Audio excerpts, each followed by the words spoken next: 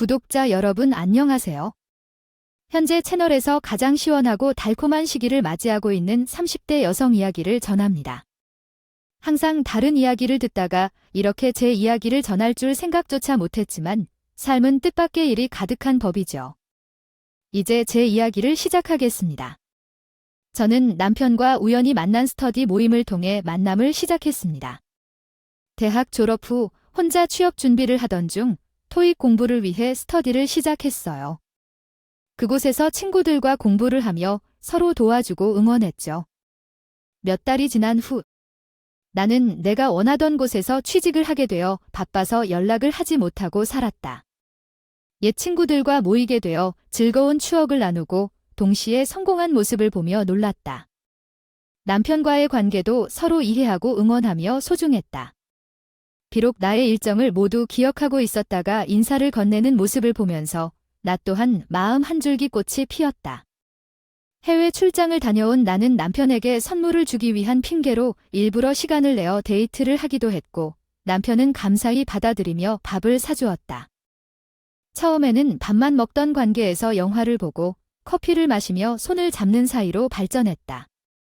서로를 탐색하던 도중에 나는 한 번은 은근슬쩍 떠보았다. 여자친구가 없냐?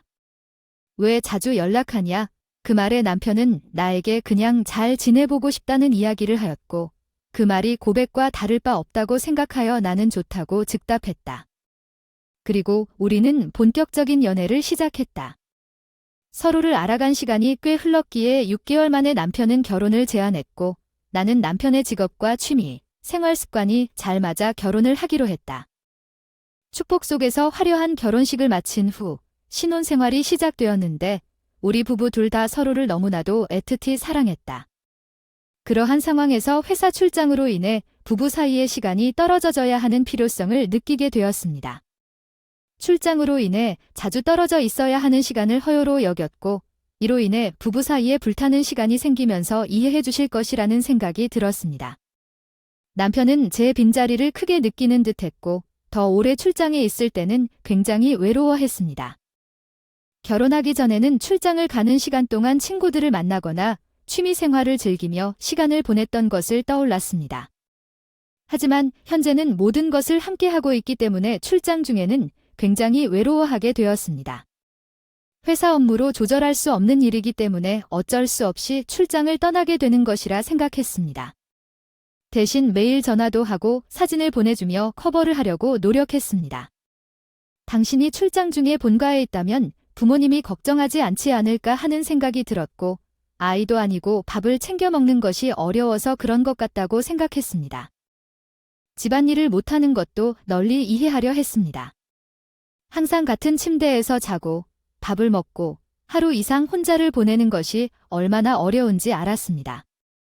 서운해서 그렇지 아휴 우리 남편 어떡하면 좋아 정말 이렇게 나만 바라보고 지내서 나중에 늙어서 내가 먼저 하늘나라에 가면 어떻게 살려고 그래 그런 소리를 왜 해 당신이 왜 하늘나라에 먼저 가 그러지 말고 이직 준비라도 하면 안 돼 한 달에 한 번씩 일주일 이상 출장을 보내는 회사가 어디 있어 당신도 내가 이 회사에 들어오고 싶어서 얼마나 노력했는지 잘 알면서 왜 그래 그러지 말고 우리 조금만 더 힘내보자 나도 연차가 더 쌓이고 밑으로 줄줄이 후배들이 들어오게 되면 출장일이 줄어들 텐데 그때까지만 기다리면 되잖아 저는 그런 남편이 안쓰럽기도 하고 저만 바라보는 걸로 보여져서 더 애틋하게 느껴지고 남편의 달래주느라 출장 일정에 지장이 생기기도 했었어요. 남편은 제가 해외로 출장을 가기만 하면 매일같이 전화를 해서 본인이 겪은 하루에 대한 대화를 하길 원했고 저도 처음에는 열심히 들어주었어요. 하지만 제가 해외에 있지 않겠어요. 저와 남편 사이에는 시차라는 게 존재하고 있었습니다. 제가 다니는 회사가 유럽계 쪽 회사였고 제가 출장을 나갔다 하면 유럽 지역으로 나가야만 일이 되었거든요. 아무래도 본사에서 불러서 가는 것이고 제가 준비해야 할 자료며 발표며 전부 유럽에 맞춰져 있는 일이었기 때문에 어쩔 수 없었죠. 일며 일기대문서, 이지컬토 스트링. 그래서 그러다 시간이 흘러서는 정작 문제 같은 이야기를 털었어요. 아무래도 우리가 합리적인 의미에서 답지 못하는 줄 알았어. 남편은 그래도 당신이 걱정되는데 드랍시피드. 모든 일을 대신 주는 것이 아니야. 당신이 나와 같은 생각대로 생각한다는 것을 이미 알고 있기 때문에 당신의 진솔한 자각의 변화를 기대하고 있어요. 한 달에 한 번씩 일주일 이상 출장을 보내는 회사가 어디 있어. 세상이 변한 거야. 그니까 데리고 클럽에 가야 맞는 사람과 이야기하며 의사소통하는 것은 정답이에요. 나 또한 현실적 문제였다가 썰매되고요. 하지만 우리는 우정이 언제까지나 일정 기간 멘탈은 필요하다가 뒤늦게 기다리다 보면 나열에게는 모두를 위한 필요가 있었어요. 그럼에도 추진가에 가질 가치가 있었다면 가능한 된 나한다 되도록 우정은 좀전 없는 계보를 따라갈 만했고요. 이 격반에 우리는 만나지 않지 않는다고는 거짓 늦은 너도 안을 끈다면 시작해서 조화전 칠 때까지 뺄백양의 행위의 휴는 도딜다 생각했다요만며 하도 어는 삼삼 등 모두 된처도록 만각 여차가나지망도 읽고 전해열대진이 내이다 반하여저오 했다 해업도 주세요. 양을로 토석금노도 많은 마처채 막경의 한날이 생영모 살면 인근 내가 일하는 부서가 그런 부서 중 하나이고 어쨌든 시차 때문에 내가 낮에 있을 때 서울은 새벽 시간이었다. 집안일을 못하는 것도 널리 이해하려 했습니다. 항상 같은 침대에서 자고 밥을 먹고 하루 이상 혼자를 보내는 것이 얼마나 어려운지 알았습니다.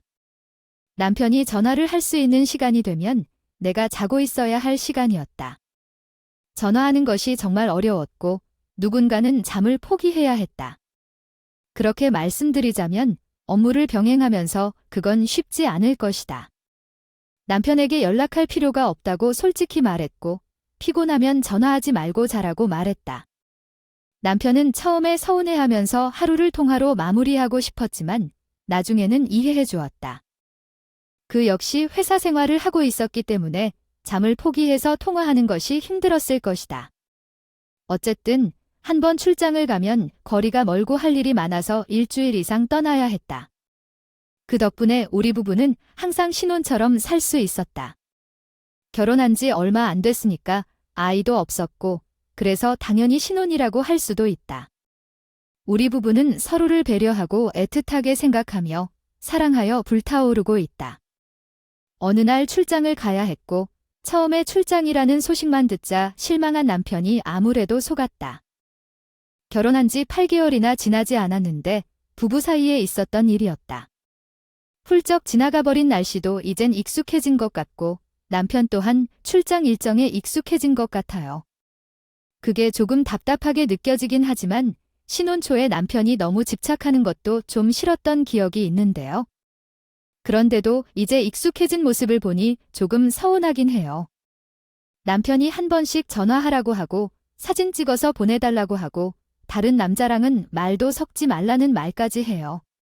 그리고 길 잃지 않게 핸드폰은 꼭 켜놓고 다니라고 해요. 그렇게 걱정을 하다 보니 잠도 제대로 오지 않아요. 그런데 출장을 가야 한다고 하자 남편은 배를 긁으면서 잘 다녀와 라는데 짐 싸는 것도 도와주려 하지 않더라고요. 결혼한 지 얼마 되지 않은 때는 짐 싸면서 옆에서 도와주기도 했는데 너무 변한 건 아니었나 싶어요. 큰 소리 내며 짐 싸는데 흘기 날 쳐다본 뒤 양주나 한 병 사다 줘라고 했었어요. 면세점에서 사 먹자니까 마트에서 비싼 돈 주고 사고 싶지 않다는데 그래도 결국 어질다리로 가는 것 같죠? 사랑 없이 결혼했던 것도 아닌데 애정 문제가 없었어요. 결혼한 지 8개월이 채 되지 않았는데 매일 집착하던 사람이 아무렇지 않게 외출하라고 하니까 놀랐어요. 그래도 제 목표는 분명했어요. 빨리 돈을 벌어서 아이를 낳고 큰 집으로 이사하고 싶었어요. 그래서 언제까지 이 회사에서 일할 수 있을지 모르니까 다른 사람이 대체하지 못하게 열심히 해야 했어요. 내가 다시 복직할 수 있을 때를 대비하여 자리를 지켜야 했고 연봉도 오르게 될 테니까요. 국내 명문대를 졸업했고 내 커리어에 자신이 있었어요. 다른 사람들보다 연봉도 높았고 어릴 때 아르바이트를 해서 돈을 모았었어요. 이자가 쌓이고 노후 준비를 잘 해놨고 30대를 살 때부터 벌어놔야 30년이 편하다는 조언을 듣지 않은데 큰 도움이 되었어요. 뒤에 아이를 낳고 복직을 못할지도 모르니 미리 준비해둬야 했죠. 경력이 단절되면 사업 같은 걸 해볼까 하는 생각도 가지고 있었어요. 사업 아이템이 생각이 나면 끼적이는 노트 같은 것도 있었고 자본 준비도 잘 해둔 상태였습니다. 노후 자금이야 앞으로 더 벌면 되는 거고 비상금도 따로 주머니를 차고 있었기 때문에 저는 늘 준비된 여자라고 자부하면서 살았죠. 어릴 때부터 계획적으로 사는 인간이었기 때문에 그런 생각을 하면서 계획을 짜는 일이 기꺼이 좋았고요. 노력하는 만큼 결과는 따라온다고 생각을 했어요. 제 인생에 아무것도 하지 않고 멍을 때리면서 살아본 시간이 전혀 없었기 때문에 저는 착실한 계획형 인간이었죠. 하지만 남편은 저와 딱 반대가 되는 사람이었습니다. 우리 남편은 오늘 하루만 살아보자 하는 배짱이 같은 마음을 가진 사람이었어요. 취업 준비를 하기 위해 들어왔었던 스터디도 부랴부랴 알아보고 우연치 않게 들어온 것이었더라고요. 저는 그 스터디를 들어가기 위해서 몇 주 전부터 탐색을 하고 사람들의 성향이나 성격을 꼼꼼히 따져보고 들어간 것인데 말이죠. 남편은 늘 오늘을 가장 즐겁게 살아야 한다는 마음으로 무계획 인생을 사는 사람이었기 때문에 저랑 부딪히기도 했고 제가 많이 답답해 하기도 했어요. 결혼을 한 지 8개월밖에 되지 않았으니 당연히 서로 조율하고 맞춰가야 한다고 생각을 했기에 저는 잔소리를 남편에게 퍼붓기도 했었습니다. 나는 그럴 수도 있겠다고 생각했고, 그러나 나의 친구들과 가족은 항상 나에게 많이 잔소리를 했으며 더욱이 남편의 나태함으로 인해 부딪히기도 했다. 어쨌든 그날도 내가 출장을 떠나야 했고 짐을 다 싸놓은 뒤 일기예보 어플을 열어 날씨를 확인하고 있던 중 충격적인 소식을 접했다. 전혀 예상치 못한 태풍이 갑자기 우리나라 쪽으로 향하고 있었고 그것은 비바람을 동반한 강력한 태풍이었다. 건물 유리창에 테이프를 붙이라는 경고까지 나왔다. 비행기가 뜨지 못할 수도 있다는 생각에 불안해졌다. 출장을 위해 공항으로 향하는 것이 이미 피곤한 일인데 비행기가 지연된다면 어떻게 될지 걱정이었다. 하지만 회사는 출장을 미뤄주지도 않았고 다른 사람의 일에 신경을 쓰지 않는다는 사실이 더 화가 났다. 어쩔 수 없이 출장길에 오르게 되었고 하필 저녁 비행이라서 하루를 더 쉬고 공항으로 향하는 시간을 가졌다. 아침에 남편은 분주하게 일어나 출근을 준비했지만 나는 그를 배웅해주기 위해 일어나서 무거운 몸을 일으키고 그에게 인사를 전했다. 출근길에 내 출장 일정을 설명해 주었지만 남편은 어디선가 들었는지 무시하는 듯 했다. 어머나, 정말 이야기가 흥미진진하군요. 사건은 어떻게 전개될지 궁금하네요. 하지만 죄송하지만 제 한글 번역 능력이 부족하여 이 문장을 한글로 번역할 수 없습니다. 다른 번역이 필요하신 경우 도움을 주시도록 노력하겠습니다. 부디 이야기를 계속 이어가 주세요. 그렇게 생각했었던 것 같아요. 26일, 27일에 대해 얘기할 때 내가 무슨 생각이었길래 말을 다 이해하지 못한 걸까요? 26일에 올 거라고 했잖아요. 26일 아침에 인천공항에 도착하면 아마도 점심때쯤에는 집에 도착할 것 같아요. 이번 여행은 일정이 좀 길게 느껴지는데 관광도 하고 시간을 알차게 보내고 온다. 맨날 일만 하는 게 아니라 계획이 좀 다른 여행을 해보고 싶네요. 알았어. 이번에는 10일 동안 여행을 가는 거니까 여유롭게 둘러보고 오려고 해요. 유럽에서 사올 만한 것이 있을까요? 한번 찾아봐 주세요. 귀찮지만 해주세요. 조심해서 다녀와요. 저도 출근해야겠어요. 짐 잊지 않고 잘 싸서 10일 후에 봐요. 출근을 하면서 중요하지 않은 걱정만을 남겼던 남편은 좀 시린 듯 출근했어요. 정말로 마음이 씁쓸했죠. 예전에는 출근하는 걸 망설인 적이 없었는데 왜 이렇게 오래 걸린 걸까요? 그 회사에는 내가 빼고 다른 사람이 일하는가 싶을 정도로. 그런데 그런 심정투성이로 영어 공부를 못하게 했어요. 매일 같이 잠을 자면서 얼굴을 보면 벌써 질릴 정도였고 남편이 좀 차가워진 것 같아서 마음이 슬프더군요. 여전히 내가 해야 할 일은 다 해야죠. 남편, 저, 그리고 가족의 미래를 위해요. 모든 짐을 차에 싣고 떠나야겠어요. 참아내면서 공항에 도착했는데 날씨가 심상치 않았어요. 먹구름이 끼고 비바람이 불기 시작했고 한 30분 후 공항에서 폭우가 내리기 시작했어요. 비가 내리는 소리가 마치 포탄이 떨어지는 것 같았어요. 비행기 결항되면 어떡하지 싶어서 불안했어요. 짐도 많이 싸서 무겁고 비바람을 뚫고 집에 돌아가면 안 될 것 같았어요. 비행기가 뜨고 싶어서 바랐지만 결항되지 않기를 소망했죠. 다행히도 이번 출장에서는 국내와 본사가 중요한 회의나 행사가 없었어요. 그냥 브리핑하고 공장 견학만 하면 되었기 때문에 대체할 방법이 있어서 다행이었어요. 안내방송에 따르면 비행기가 늦어진다고 하더니 결국 결항되었어요. 회사에서 화상회의로 대체하기로 했기 때문에 내일 출근하라는 연락을 받았고 또다시 짐을 챙겼습니다. 비행기가 없는 채 공항에서 기다린 일 뿐이었어요. 하루가 끝나서 집으로 향하던 길이었어요. 모두 흐른 시간에도 피곤한 마음은 여전했고 수고한 결과도 돌려받지 못한 채 차 안에서 힘겹게 챙긴 짐을 끌고 집으로 향했어요. 길을 가면서 전화를 하며 업무 일정을 조정하느라 정신없이 지냈고 집에 도착하면 바로 쉬고 싶다는 생각이 들었어요. 어두운 지하 주차장에 도착해 시간을 확인하니 이미 새벽 1시가 넘어가 있었죠. 남편에게 도움을 요청하려 했지만 출근을 해야 할 그도 자고 있다는 사실을 알고 마음먹기 힘들었어요. 결국 거실에서 조용히 밤을 씻고 작은 방에서 잠자리를 차리기로 했죠. 캐리어를 들고 바퀴 소리가 시끄럽게 들리지 않게 조심히 내려놓으며 남편을 깨우지 않으려 애썼어요. 한숨 돌리기 전 잠시 쉬어야겠다는 마음으로 집까지 힘겹게 올라갔죠. 현관문 번호를 누르는 소리가 크게 울리지 않게 조심스럽게 누르며 집으로 들어가려고 했어요. 문을 열려 할 때도 분명 몇 분이 걸린 것 같았고 손을 끝낼 때마다 속이 타는 느낌은 계속되고 있었어요. 마치 누군가를 깨울 것 같은 초조한 마음이 들어 덜렁거리는 손길을 들었죠. 조심조심했고 남편이 잠기가 밝은 타입은 아니지만 새벽이 워낙 조용해서 더욱 조심스러웠어요. 발걸음 소리도 내지 않고 귀신처럼 조용히 집에 들어갔는데 집안 공기가 이상하게 냉랭하게 느껴졌고 행동그릇했다. 태풍이 오고 있어서 집안 온도가 낮아진 줄 알았지만 사람이 혼자 지내고 있어서 쓸쓸함이 묻어나는 건 아닐까 하는 생각도 들었어요. 너무 무서워서 한번 조용히 웃고는 작은 방으로 들어가 잠옷으로 갈아입고 씻지도 않고 누워서 자려고 했는데 갑자기 도어락이 열리는 소리가 들렸어요.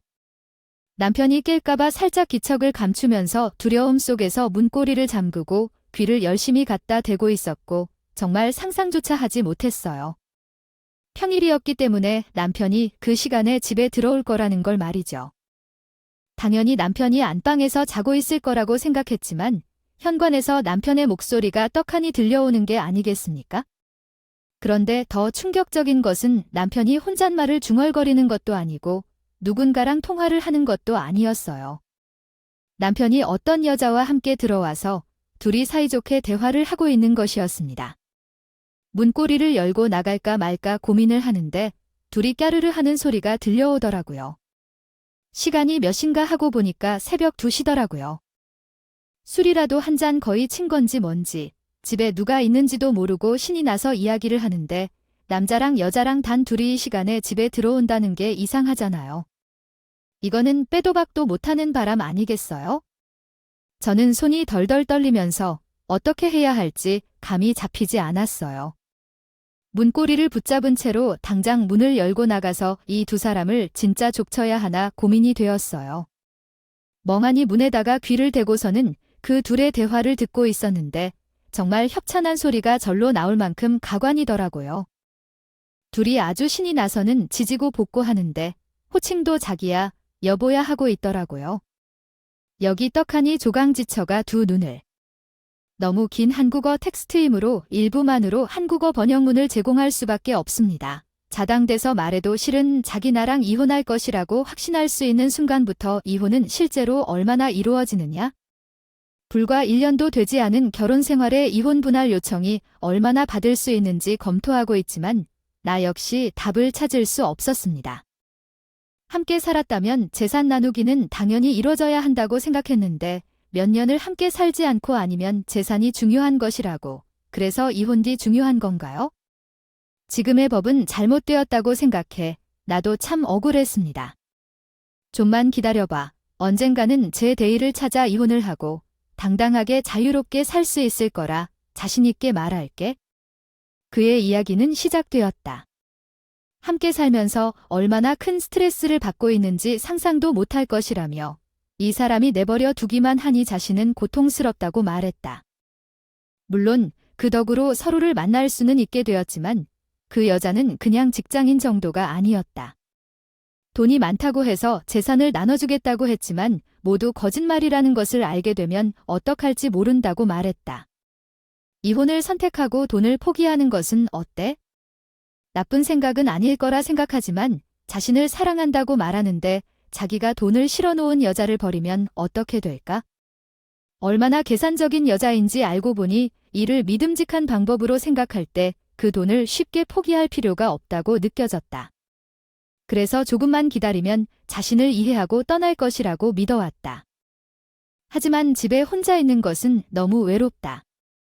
자기가 곧 이사를 옮긴다고 약속했는데 그 말이 사실 같진 않다. 이제 진짜로 말하는데 집에 여러 개의 방도 없고 거의 원룸에 살면서 외로워 어찌해야 할지 모른다.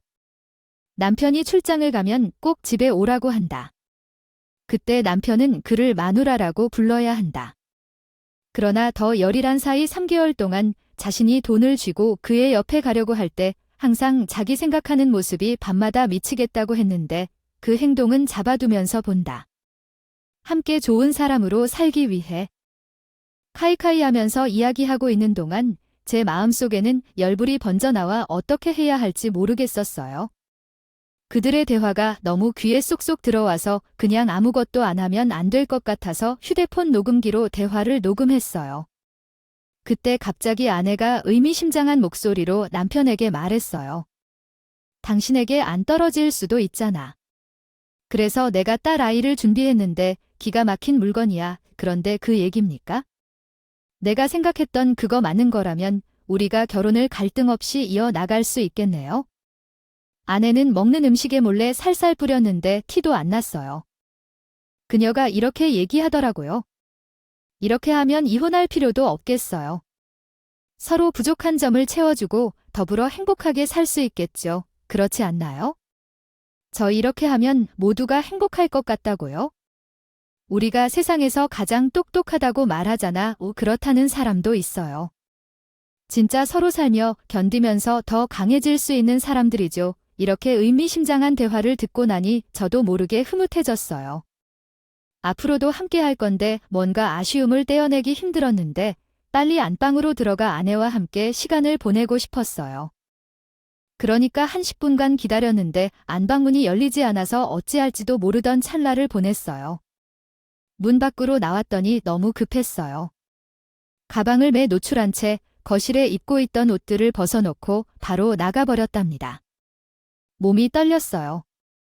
시끌벅적한 가운데서 들리는 웃음소리와 코골이 소리 끝에 나는 차가운 아픔을 느꼈어요. 그 순간 바깥으로 굴러떨어진 여자가 손에 들고 있던 작은 종이 상자를 발견했는데 그 안에 물건을 보고 나 자신을 버릴 생각을 한 것 같았습니다. 그리고 그들은 사람이 아닌 짐승같이 보였어요. 이렇게까지 하는군요. 모두를 사진 찍어놓고 대화가 시작되는 순간 휴대폰으로 녹음했습니다. 밤을 새워 복수 계획을 세웠고 그들이 잠에 빠져있는 새벽 5시부터 아침 식사를 준비했어요. 터필이 찬을 뿌린 것까지요. 제 물건을 싸고 차를 시작해왔죠. 출장을 위해 준비했으니까요. 며칠 동안 쌓인 짐이 있었기 때문에 나는 곳 지내는데 불편함이 없을 것 같았고 그래서 호텔을 예약했다. 분비는 체크인을 마치고 방에 들어갔을 때 이미 아침 7시였다. 그 순간부터 내 휴대전화가 계속해서 울렸다. 발신자는 모두 남편이었는데 아마도 식사가 차려져 있어서 놀라서 전화를 한 것 같았다. 전화를 다 무시하고 수신겁으로 설정했더니 문자가 쇄도해왔다. 너무나 짜증났다. 전화 좀 받아봐. 뭘 듣든지 몰라도 너무 오해하지 마라며 남편에게 전화를 걸었지만 폭탄같이 오는 문자까지 다 무시해버렸다. 화를 내는 남편은 협박적인 메시지까지 보냈는데 집에는 아무도 없었는데 어떻게 가능한 거냐며 카메라 설치를 했냐고 물었다. 이혼 소송이라도 하겠다고 그런 문자들에 언제나 어이가 났지만 이혼을 원하지 않는다고 말했다. 그리고 그날 밤 결국 나는 남편에게 전화를 걸었다. 카메라가 설치되어 있는 거야? 이건 이혼 소송이야. 라며 남편에게 전화를 걸었다. 신호음이 울리기 얼마 전에 남편이 전화를 받았는데 녹화를 하는 건 누구야? 왜 그런 짓을 해서 뭘 보려고 해? 라고 물었다. 카메라를 가지고 있는지 확인해봐. 이곳저곳 찾아봐. 무엇 하나 찍히는 것이 있나? 어제 출장이 취소되었어. 너는 날씨 예보를 안 보냐? 아니, 밖에서 노는 도중에 새벽 2시에 집에 들어와서 날씨도 몰랐어.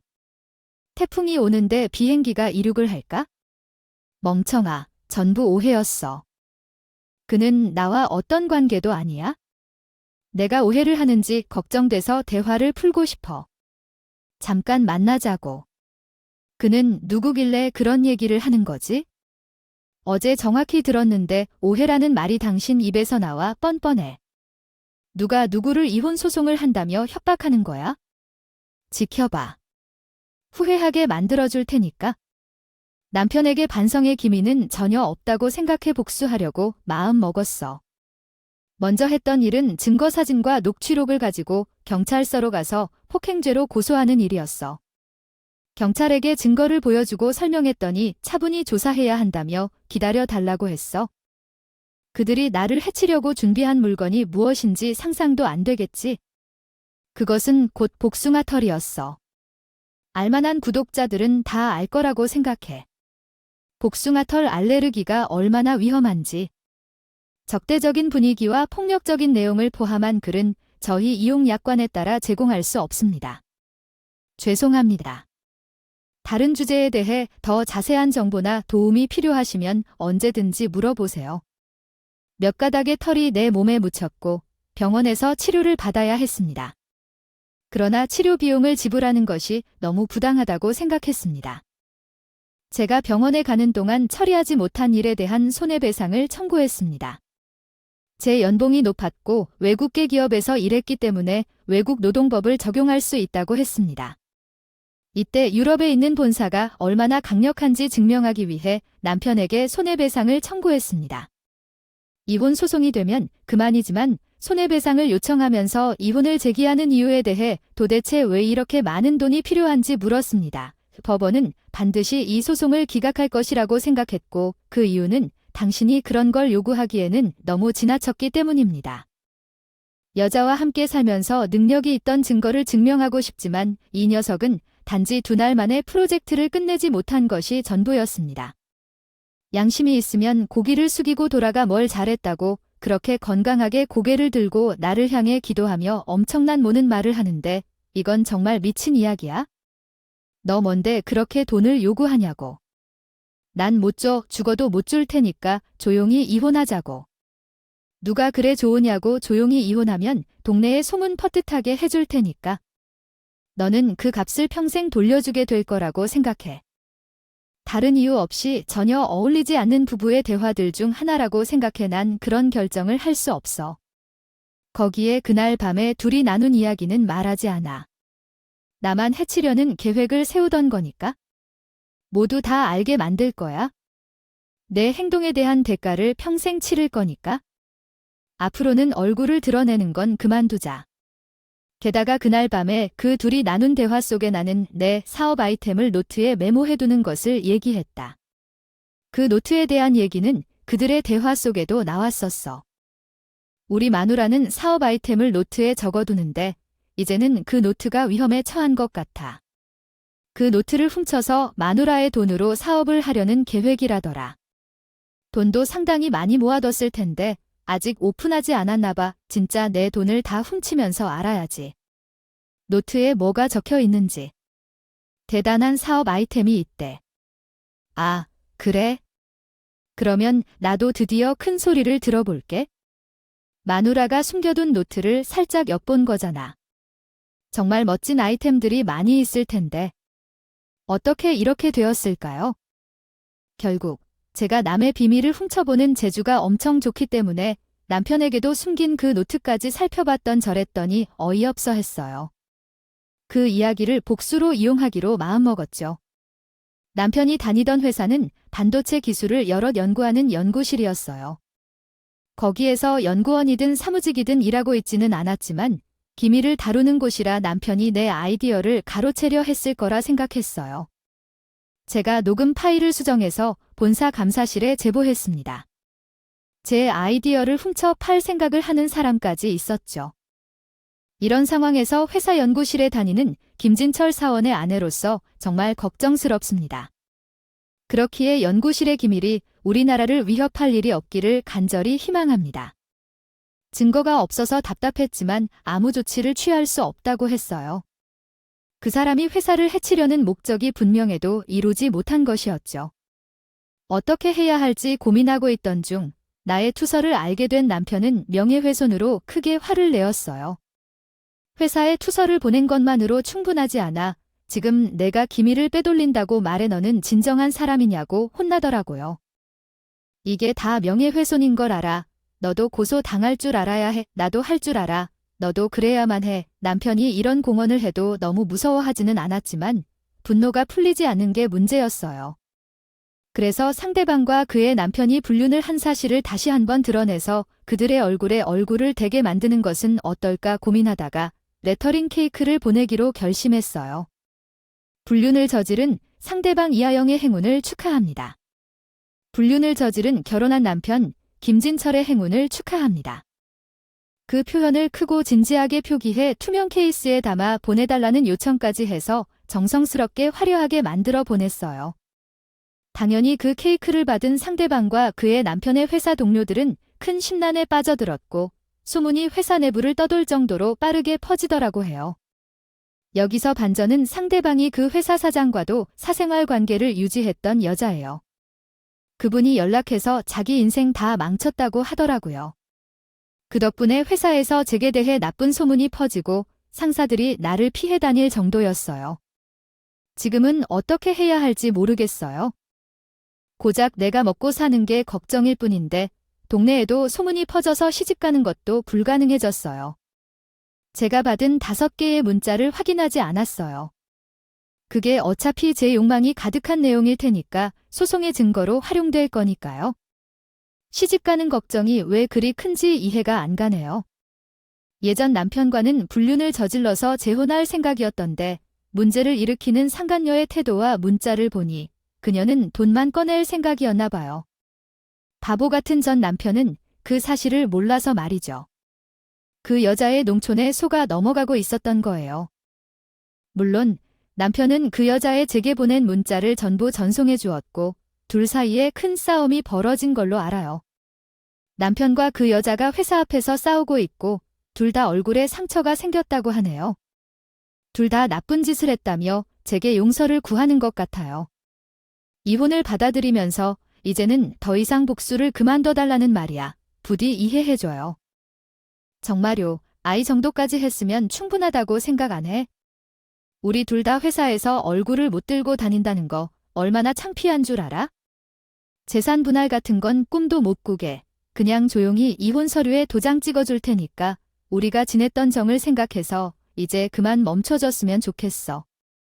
너무 손이 발이 되도록 싹싹 비는데도 나만 푹 빠져나가질 않아. 그래서 나는 다른 복수 계획을 했어. 신혼집에서 우리가 컴퓨터를 공유해 썼잖아. 그래서 그 컴퓨터에 남편의 이메일부터 공인인증서까지 모두 자동 로그인으로 저장돼 있었어. 남편이 출근한 틈을 타서 오전에 반차 내고 남편의 이메일을 확인했어. 거기서 중요한 정보들을 한 번에 삭제할 수 있는 것을 발견했지. 남편이 연구실에서 사무보조 일을 하고 있었잖아. 그래서 연구에 필요한 재료 같은 걸 본인이 직접 수주했었거든. 그동안 하청업체에 뒷돈을 주며 접대를 받고 그 회사의 물건을 주문했다는 증거를 확인했어. 아주 철저한 관리를 강조하면서 휴대폰으로 주고받지 않고 개인 이메일로 소통했었어. 그래서 이메일을 정리하거나 삭제하지 않아서 나는 모두 확인했던 거야. 나는 그러한 행동을 널릴 때까지 고려해왔어. 이메일을 인쇄하여 남편이 다니는 회사 감사실에 빠르게 보냈습니다. 그 결과 그쪽에서 다시 연락이 왔다고 합니다.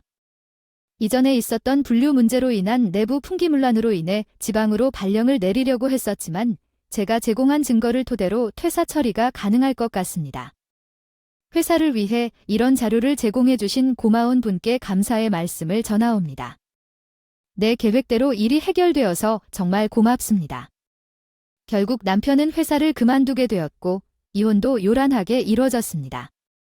전 남편과 상간녀 간의 사이에서 있었던 관계가 드러나서 헤어지게 되었다고 합니다.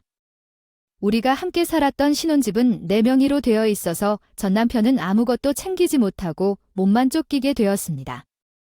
저에게 울면서 울며 나를 버리지 말아달라고 탄원했습니다. 제발 용서해주고 나를 버리지 말아달라며 자신이 실수한 것도 있지만 사랑해줬던 시간이 있었다며 부탁했습니다.